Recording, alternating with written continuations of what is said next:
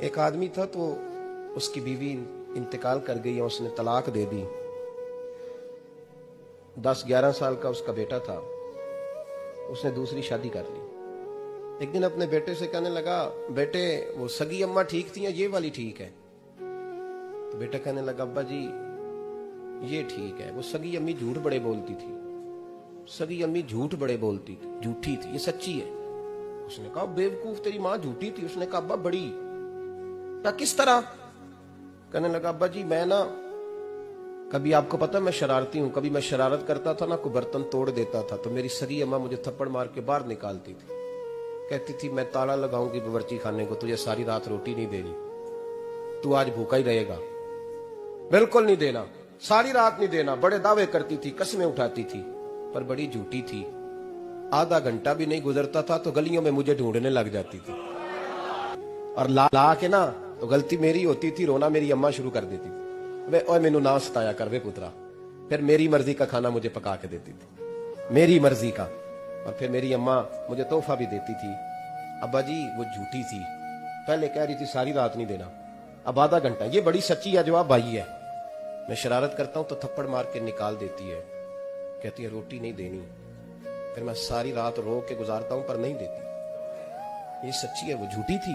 تو ماں کے درد کو کیا سمجھے؟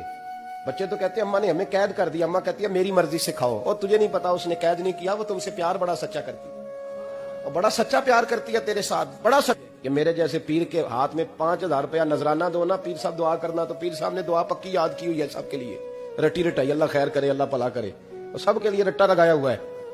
اور اماں کو بیٹا ویسے ہی کہہ جائے, ویسے ہی, اماں میں انٹرویو دینے جا رہا ہوں, ذرا دعا کرنا.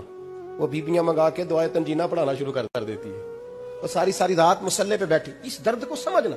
اور بھائی بڑا ویل ڈریس بیٹا ہوتا ہے, ویل ڈریس نوجوان, وہ 18,000 کا جوڑا پہنتا ہے, 7,000 کا جوتا خریدتا ہے, وہ قیمتی قسم کی گھڑی استعمال کرتا ہے.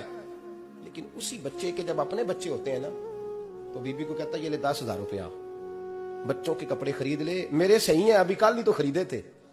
اور باپ, اور تو سمجھا ہی نہیں یار, 30 سال باپ نے جوانی ساری سعودی عرب کو دے دی, لیکن تیرا خیال رکھا.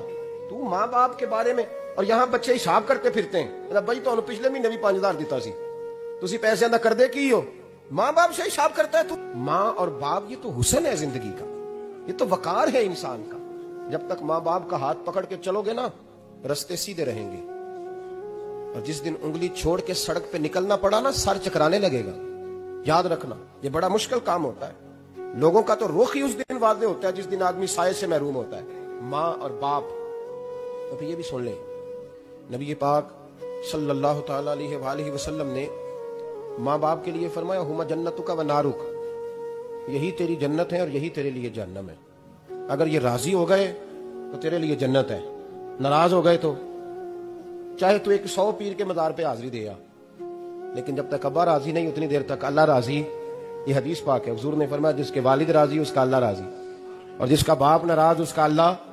ہاں بے شک, اب یہ حدیث ہے نا, تو سارے ولی ایک طرف بیٹھ جائیں, کہیں یا اللہ بخش دے مرید کو, لیکن اگر ابا کہے یا اللہ نام معاف کرنا, تو اللہ ان اولیاء کی نہیں مانتا, والد کی مانتا ہے. اس لیے بلے شاہ آسمانی اڈ دیاں پڑھنا ہے, جیڑا گھر بیٹھا انہوں پڑھیا ہی نہیں. بھائی یاد رکھو, ماں باپ سے پیار کرو, ان کی خدمت کرو, ان کے پاس بیٹھا کرو, اور ماں باپ کو ٹائم دیں, وقت دیں, چند گھڑیاں ان کے پاس بیٹھیں. اب یقین کریں ابا جی سے آپ مشورہ کر لیں, صرف مشورہ, مرضی بے شک اپنی کریں, لیکن اس مشورے میں آپ کو اتنا سایہ ملے گا کہ زندگی میں کبھی ناکامی نہیں ہوگی. تو پھٹے پہ جو نلائق ہماری طرح کا بیٹھا ہے اس سے مشورہ لیں.